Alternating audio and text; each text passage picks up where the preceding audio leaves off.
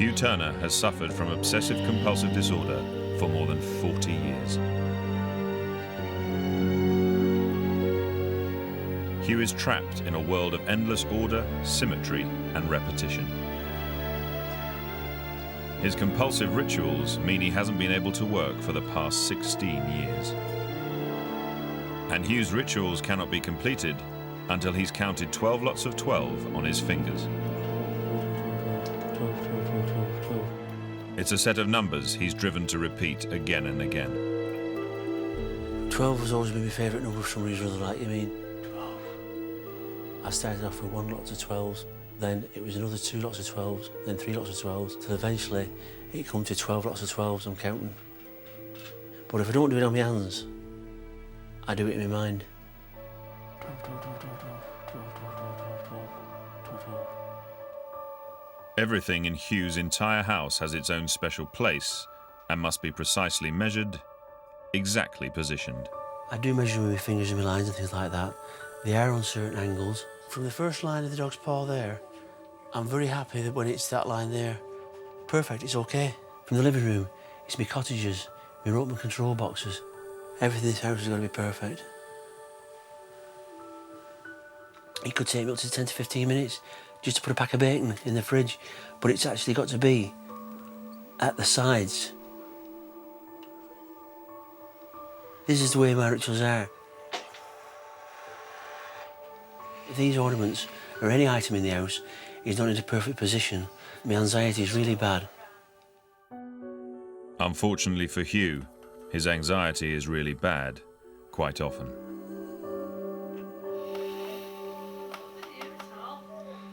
Perfect.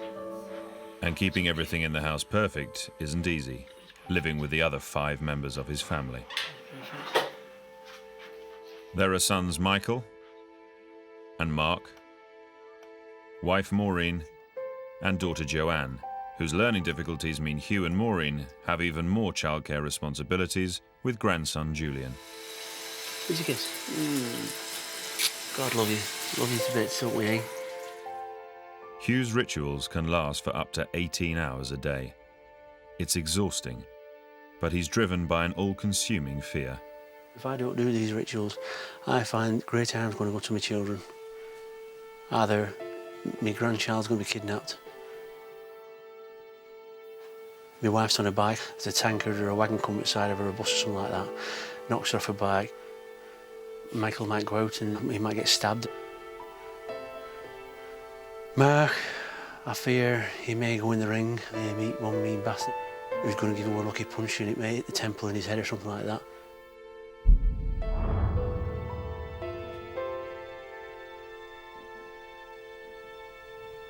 I've got 2 identities. I'm Hugh Turner, but yet again, there's another person inside of me. I'm me, but the other side of me is my OCD. I am 2 people.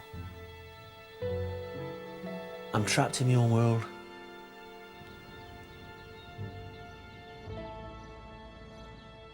Obsessive Compulsive Disorder, or OCD, is a mental disorder that consists of recurrent intrusive thoughts or images or urges which are extremely anxiety-provoking and distressing. And that leads the individual to either avoid the situation or activities that provoke them, or to do various compulsions, things you have to do over and over again until you feel comfortable, till it feels right.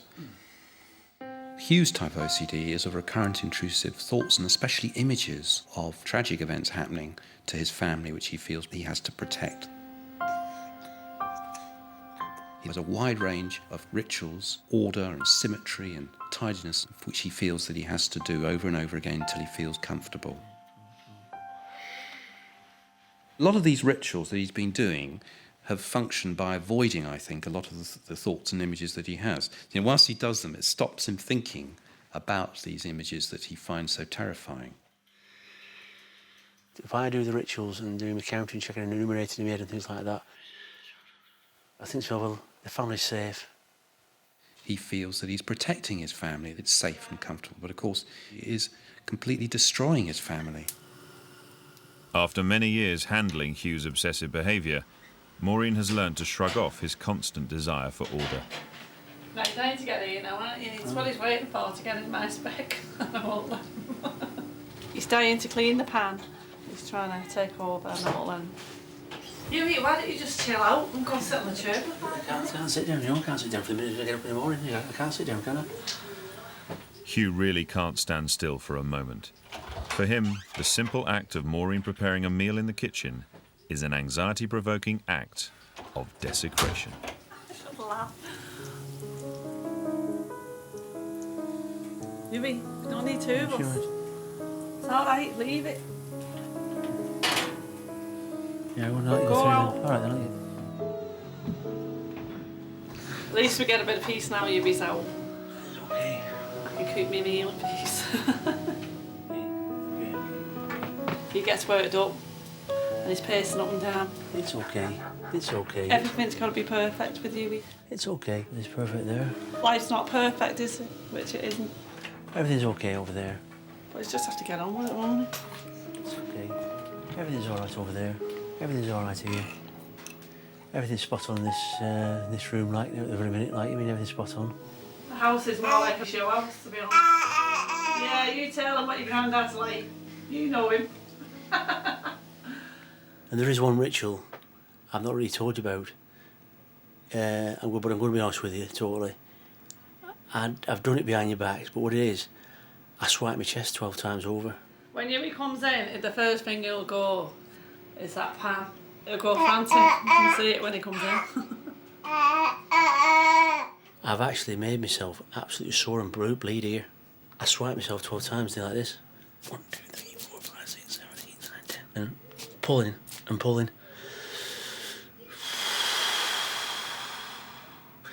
Well, you can imagine doing that a few number of times a day. Like that, 12 times. It is bad. I'm not getting any sexual kicks out of it, because it's painful. You with me? What are you putting on?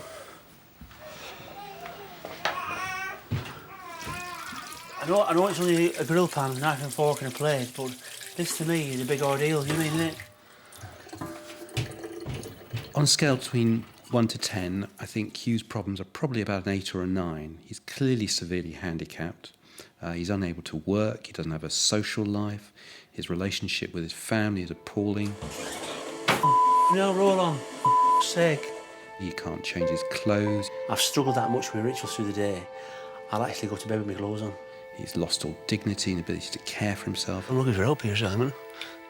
He's definitely very severe. OCD frequently devastates the family as well, and different members of the family may try to cope in different ways. I think Maureen has been trying to shut it off and to sort of deny it and get away and escape from it as much as she can. But that makes her more distant and separated from Hugh. Okay.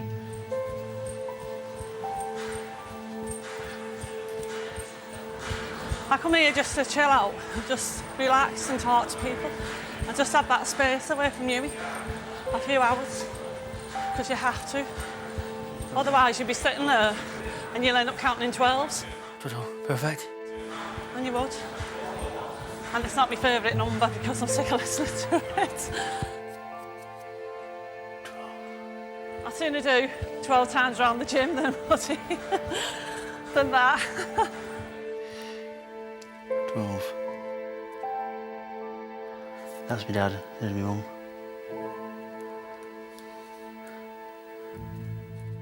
When I met Hughie, I just thought he was tidy, a bit posh, to be honest. And I used to go in the bedroom and nothing was out of place. Well, years ago, I always thought why I started doing these strange things is that I was being tidy. Well, I thought he was tidy. I thought, well, I don't have to clean up after him, that's one thing, but I mean, it's tidy and tidy.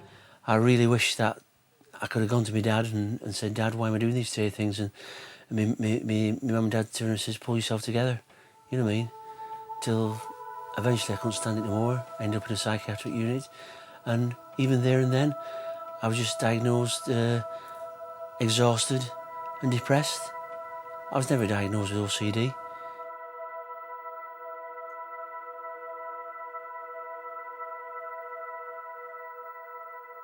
I was actually in hospital. I was taken to a room, leather bit put in between my mouth, electrodes put to my head.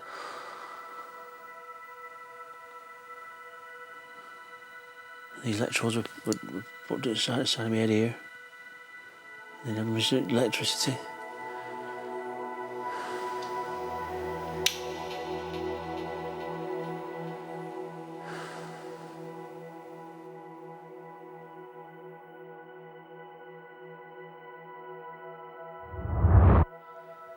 I still picture it to this day. I was only a young lad, but I can still picture it. It's so painful thinking about it.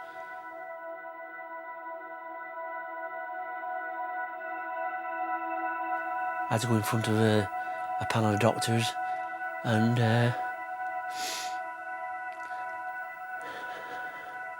wasn't even better. I had to go home in my own world again. Didn't even tell my parents ever again for a long time. I couldn't tell them because they thought I'd been cured. So for years and years and years,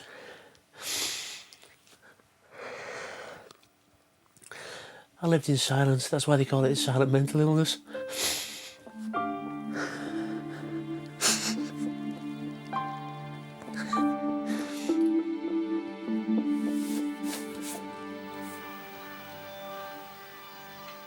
Hugh Turner has suffered from obsessive compulsive disorder for over 40 years. Everything in his house must be arranged precisely in its own special place. He believes his compulsive rituals of order, symmetry, and counting will keep his family safe from harm. That one's okay. For total peace of mind, Hugh must be in control of absolutely everything. Even everyday noises make him anxious. That clicked once. That's perfect. Frozen food packs can be particularly troublesome. That crackling is making my anxiety rise. What I do is...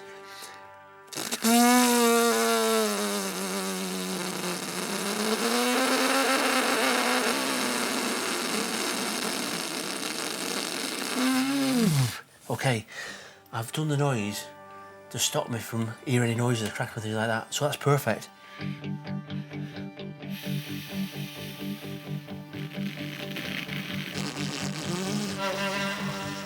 Controlling everything at home is for Hugh a way of controlling the world and keeping his family safe. Okay. Hugh's OCD has prevented him from leaving the house even for a short time. But now, for the first time in over 12 years, Maureen's persuaded him to take her to Blackpool for the weekend. But disturbing his bag will be a massive problem. Oh, we're going to Blackpool, just for one break. It'd be a test for you, Ian. It'd be a test for me too. I've got to get to Blackpool. And that is going to be one big ordeal for me. And I just only hope I can make it. It's make or break time now. I'm focusing now. I'm just going to put my stuff into a bag. I might find a part of a corpse in it or something or other. I've got visions of chopped heads, chopped arms, everything. I'm not going to move that bag. There, I'm getting really waves of hot sweats coming on. Real bad waves.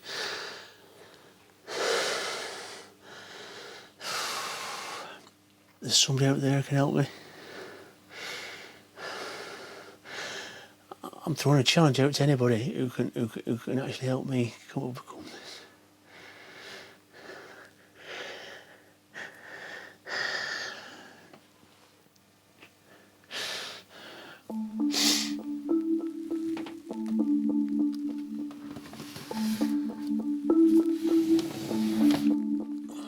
Hugh may have mustered up the courage to move the bag, but it'll take him some time to pack the clothes he placed so carefully. It will be stressful for him because he's never took things out his wardrobe, socks and anything.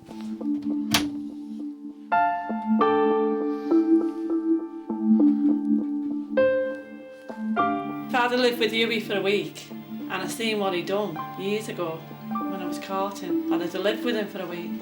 I don't think I'd I'd have gone near him, to be honest. No, I'm not going out water again. You either stick it out or you walk out, don't you? But I've always chose to stick it out. It's been a struggle, but Hugh's finally ready to travel.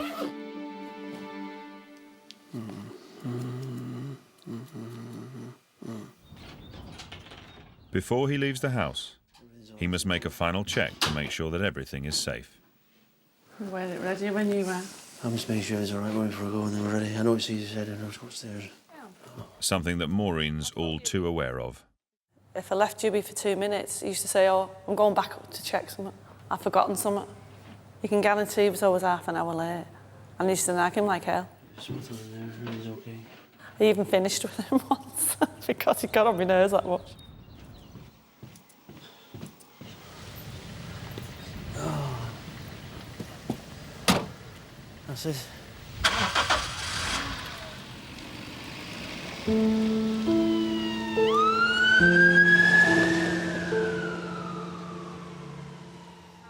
This is the longest time that Hugh's stayed away from home in years. It's early days, but at least he's managed to get here. Hugh's intrusive thoughts always make him overly aware of impending danger. What's that bus, Mum? For him, a simple trip up the Blackpool Tower is a suicidal mission into unknown territory. Take a deep breath. Won't just fly, will it? No, thank God for that. Oh, is that speed? No, it's not bad speed, that is it?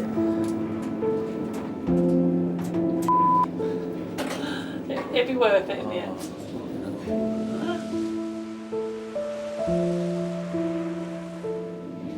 Just don't look down. Oh, jeez, Maureen. When the lift stops, you will be at 380 feet.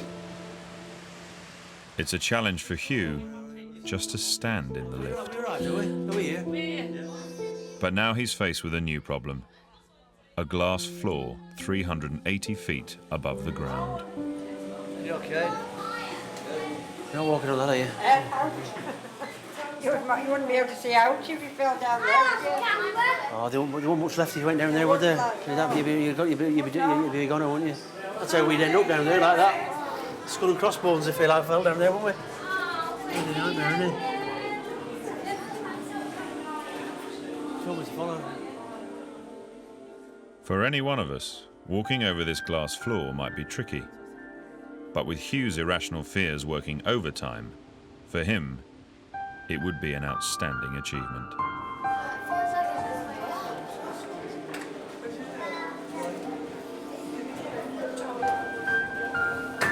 Fantastic, isn't it? Yeah. Just think I've done that. I can't believe it, honest. That's one great achievement for me, that.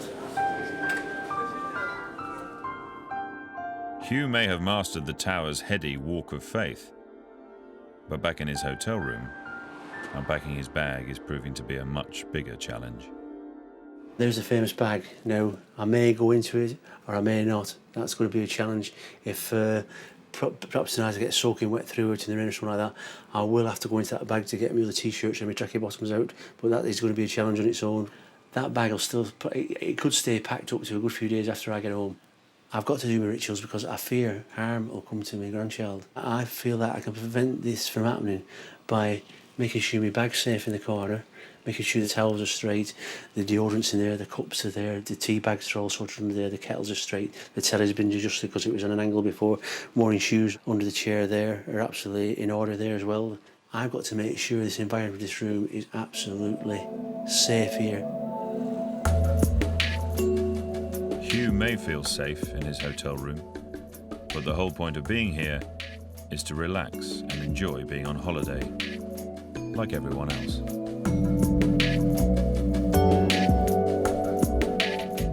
However, Hugh always seems to find something to make him feel anxious. See, it's not even my camera. I know it's worth it.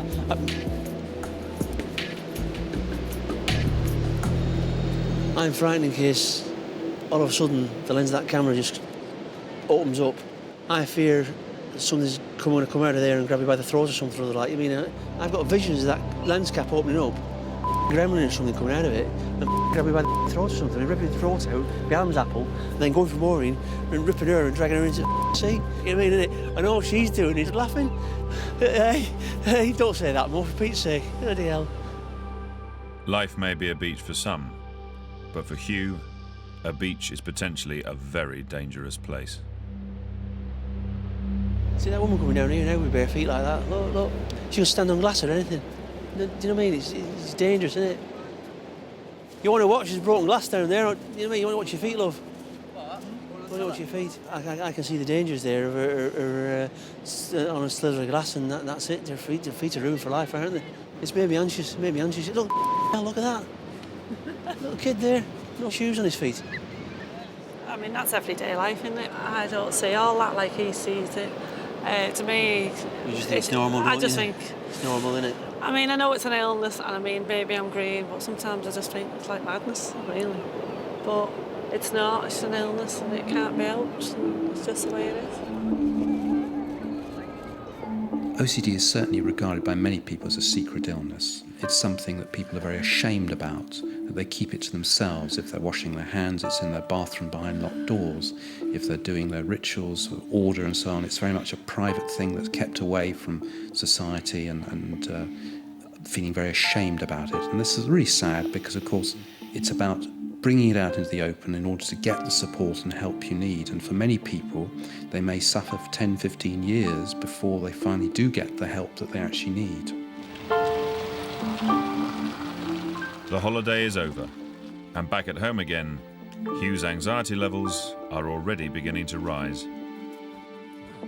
If things inside the house have been disturbed, it could take him days to get everything feeling safe again.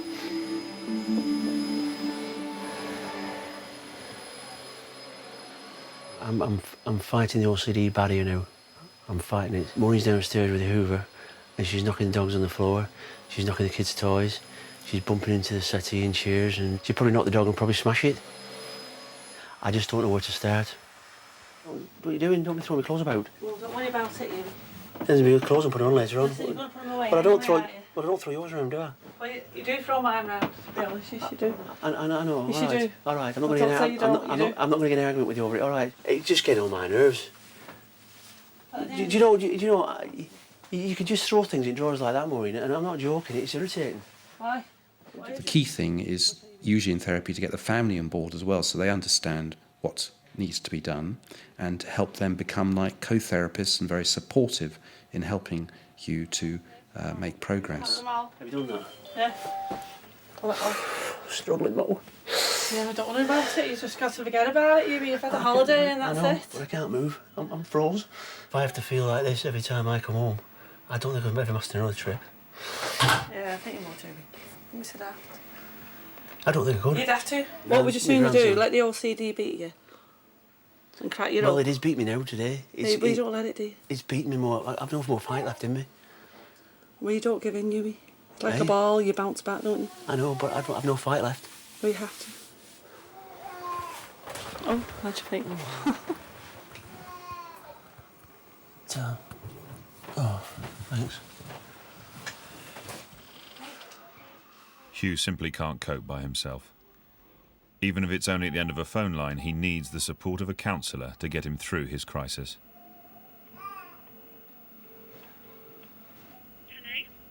I'm froze in my bedroom. I'm actually froze. What it is, I'm really getting anxious. It doesn't sound as if you're very well at the minute, Hugh. No, I'm not very well. This is the worst day of my life now. I'm not coping very well. Hugh has hit rock bottom. He needs help, badly. But after 40 years of obsessive compulsive disorder, is there any hope at all of a cure? It's absolutely incredible that here's a man who's had nearly 40 years of OCD, and that such very simple procedures can actually perhaps probably make a very good chance of recovery. And one of the difficulties in OCD is getting access to good services in psychological treatments.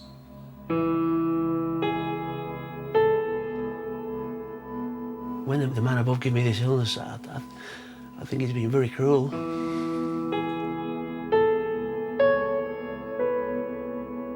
The OCD now is telling me to go and kill myself.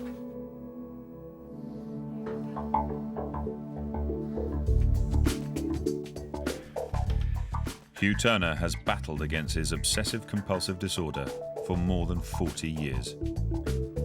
He wants to be free from his rituals and has finally been referred to one of the country's leading OCD experts.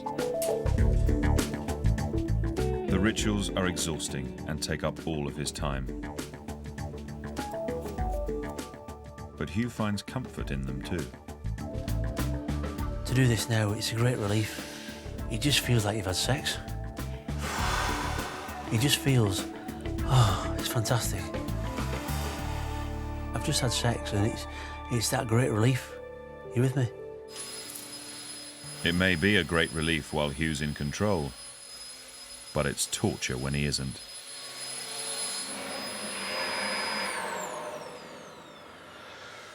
You finished?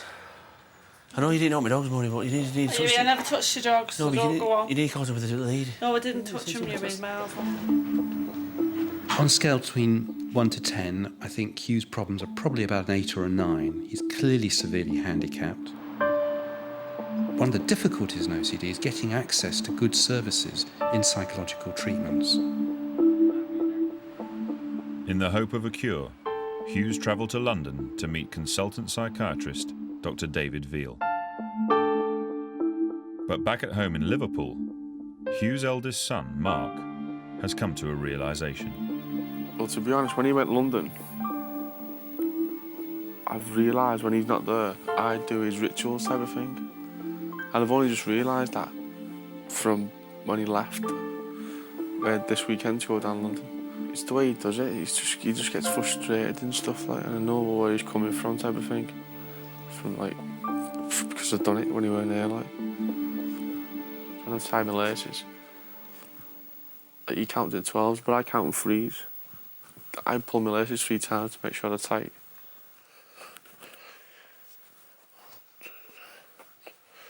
I don't know if it's the same as my dad, but I've always got to do that, like. And once I've done it, I feel better, like. The Priory Hospital, North London. I'll be finally in anyway. Dr. Veal has asked that for support, Maureen should also be there with Hugh. Let's go in the doors. Sit down there. It's very clear to me that your diagnosis, you're clearly suffering from obsessive compulsive disorder, that you also have some depressive symptoms and also problems with alcohol. Right. Yeah? But if you didn't have OCD, you wouldn't have the depression and the alcohol, is that right? That's right, yeah. The problem now is of recurrent intrusive thoughts and images. That's right. Of harm, severe harm and Severe death harm, coming to your family. coming to your family. Happening. So the problem I'm saying is the way you view these thoughts and images, yeah, Right. because you treat them as somehow real events that are going to happen, Right. and therefore you become responsible for preventing them from happening. Yeah. Yeah? Let's try and dance with death, shall we? Let's try and make bad things happen. Right. Can we do that? So, yeah, go on. If you're willing to do that. I'm willing to have a go, yeah. Yeah. What's the most common intrusive thoughts and images that keep popping into your head? My son's going for a British title soon, and I totally worry that something's really drastic going to happen today, because every time I get to the ring, I fear that he's going to get a nasty punch in the head, and then he's going to shut some of his cells down. Yeah. Get that picture in your mind. Imagine him in the ring. I've got in the picture, it's coming to the 3rd round now. This guy's come back with a flying kick. He's actually gone down. I'm freezing because No, keep going, keep going. Keep going. You've got that there. He's dead. Just accept it then. Just Accept allow it. it to be there. Accept it. Can you write it out? Yeah? A few times. Mark is dead. Mark is dead. Just say out loud what's going on. Mark's dead. Mark's dead. Mark's dead. Just try and say it out loud. Remember, this is for you to try and be a good family man.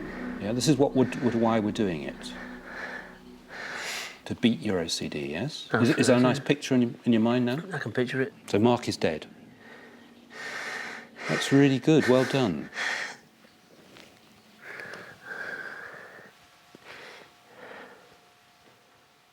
And you're not doing anything in your head to undo it at all?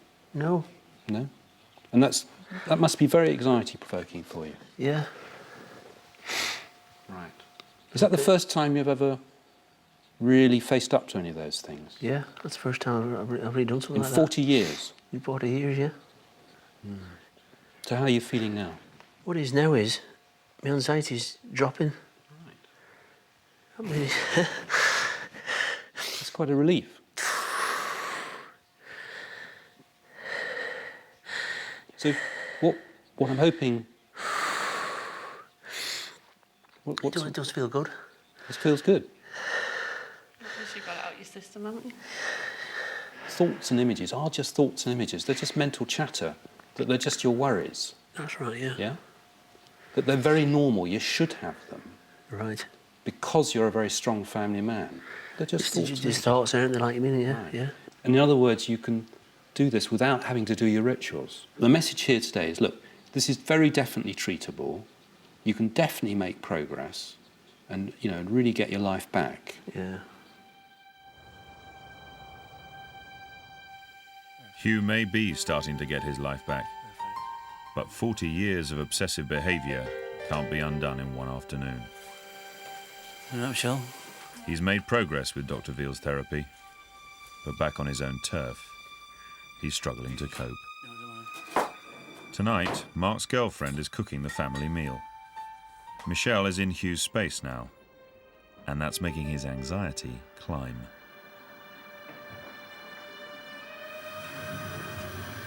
What is better life?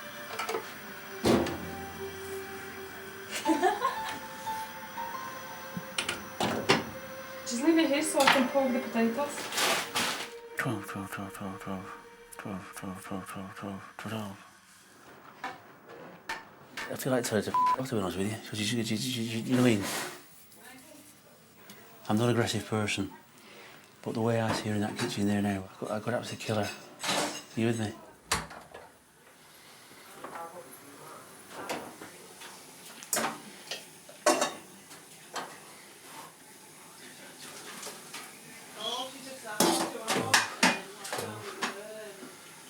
She usually makes more mess than this, like, you mean?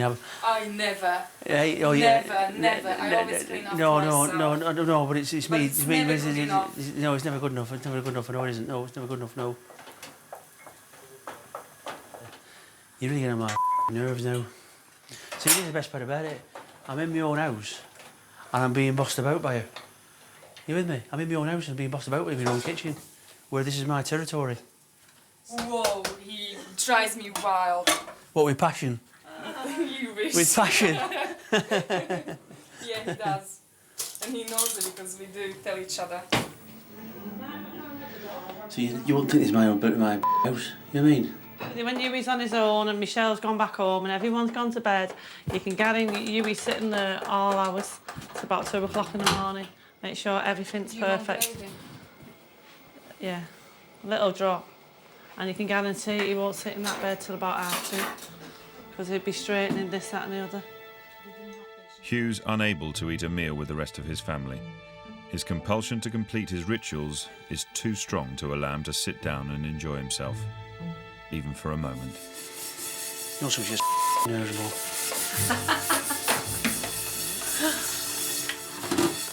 Nothing's right in here. What? Nothing's right in here. There he comes. Most nights, Hugh feels the need to drink before bed. But Maureen's not sure that whiskey is the right medicine for Hugh's illness. You drink it like huh? I know, that's the way I've done over Well, the you years, isn't it? shouldn't. I know. Let's face it, it doesn't do you any good, does it? Might help you sleep, but that's about all. That's all. It's not doing your insides good.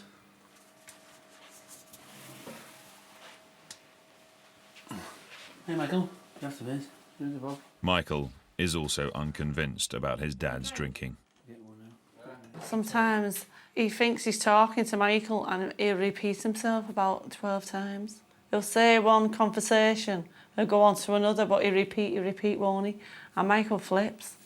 Repeats himself. And he doesn't like him sort of having a drink of a night, do you? Because he said he's trying to talk to him and he slurps. It's like, oh, forever.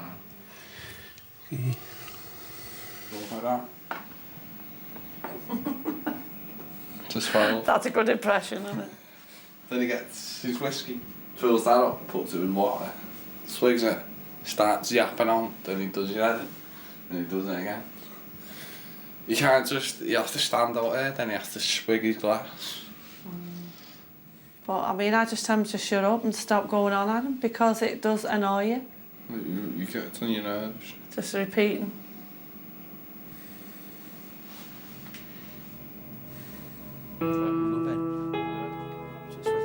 There's a secret side to Hugh's life too. He saves his most compulsive behaviour for nighttime, when his family are in their beds, sleeping.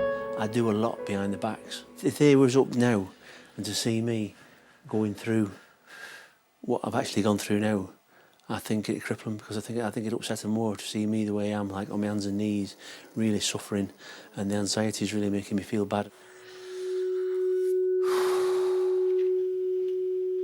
Alone at night, Hugh's obsessions take on a horrifying intensity. Tomorrow, his son has a kickboxing challenge fight. To protect Mark in the ring, Hugh must make sure everything in his world is absolutely safe.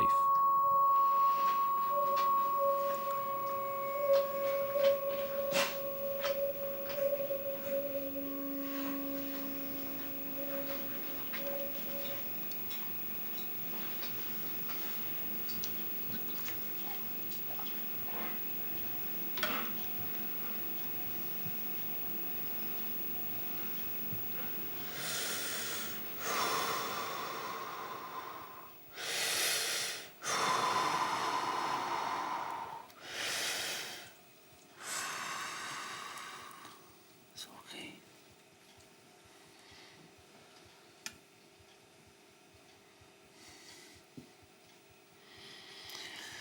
What a life. Not a life at all. Doing this. I should be in college learning something, or educating myself, or reading books, or taking more care of my family and things like that, but I'm just doing these things. My life's just wasted with OCD. It's totally wasted. Perfect. Just listening for that perfect click. That's all I wanted. That's perfect. That feels great. I've done that. It feels great. But everything I do is like nervous energy, or I'm totally exhausted. OCD is my mate. He's my mate. He's my soulmate. And at night I said, please leave me alone. I beg you, leave me alone. But he doesn't, Simon. He doesn't. I'm just living hell. I'm living hell, mate. Living hell.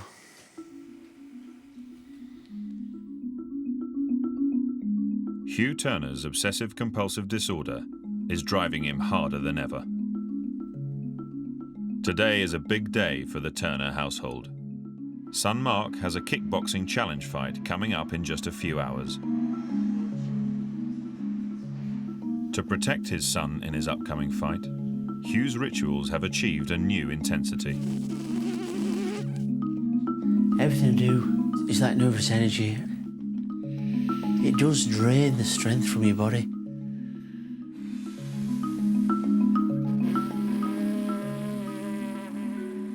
Mark is overweight by 2 kilograms. It's only 2 hours before the fight, and he must lose the extra weight. This level of physical effort so close to the match is draining Mark's strength too, causing Hugh to worry even more about Mark's safety in the ring. It's really getting me down, this ball. Now let's get me down. Just one stupid item sometimes really gets me down. Just knowing that I just can't get it right. It really irritates me. No one's, yeah, no one's.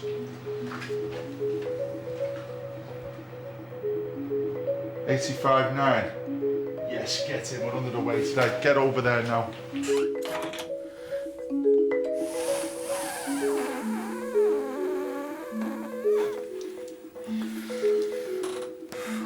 Supposed to want a drink. That's a good lad. Don't be frightened of Daddy.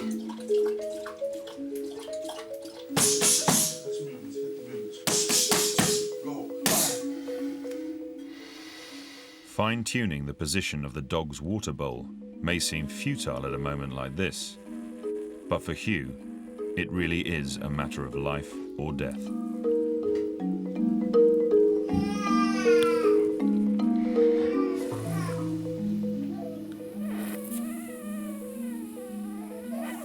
Perfect. A contest of 3 rounds, 2 minutes each round. Definitely, I would hope that he would go to this event and to use the skills that he's been learning to apply to it at the time, to support Mark, be a good family man.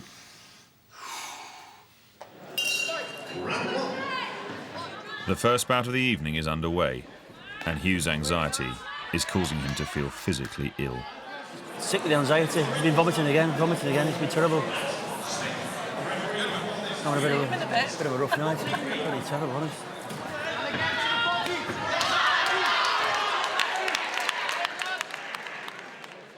The real test for Hugh is about to begin.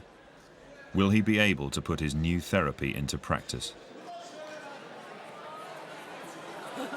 Ladies and gentlemen, we move on now with the action.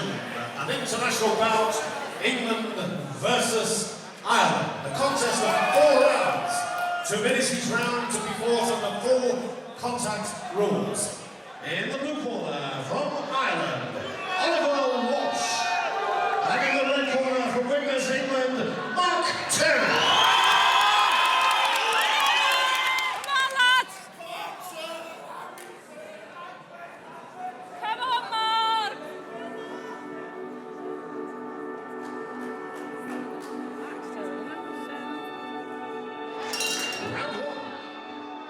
It's here, the moment that Hugh has been dreading.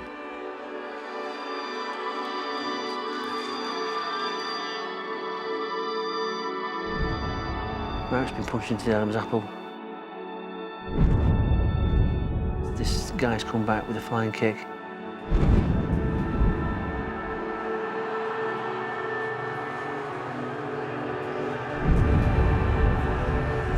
He's actually gone down. Hugh mustn't fight his own vivid thoughts and morbid imaginings. Mark's dead. Mark is dead. Mark is dead. He died in the ring. Hugh must see them through.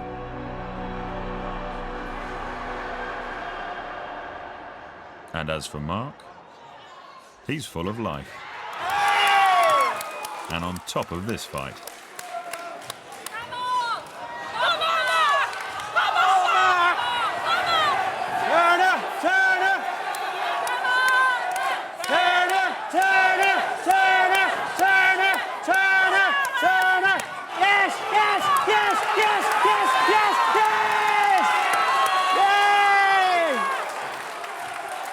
Judges have a unanimous decision.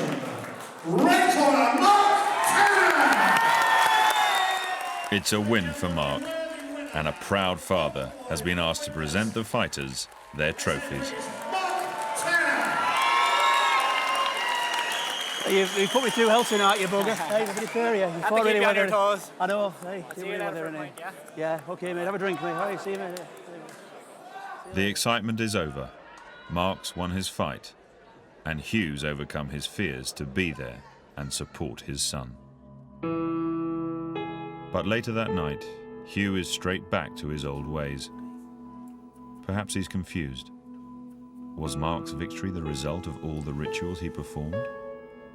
Or would he have been safe anyway?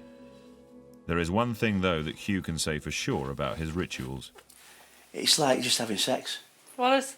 When I go like that, and I go, oh, you know what I mean? No, I know you're laughing. Is that all it means, sex? No, that's how it feels. It really feels like a sexual, it's like a freedom of just, everything's just, oh, it's great. I've never told you this before, Murray, but it's true. It just feels like a sense of real relaxation and things like that, and it does release all the tension. He's got a sex life in the kitchen. Oh, you like it all. Hugh's recovery will be a hard fight too. But now, with a referral to a 12-week course of intensive therapy with psychiatrist Dr. Veal, Hugh feels it's time to say goodbye to his old mate, OCD. God love you. I want to break free from OCD. I really think it's about time it give me a rest. I mean, for once in my life, I think he needs to give me a break. I fought long enough with him.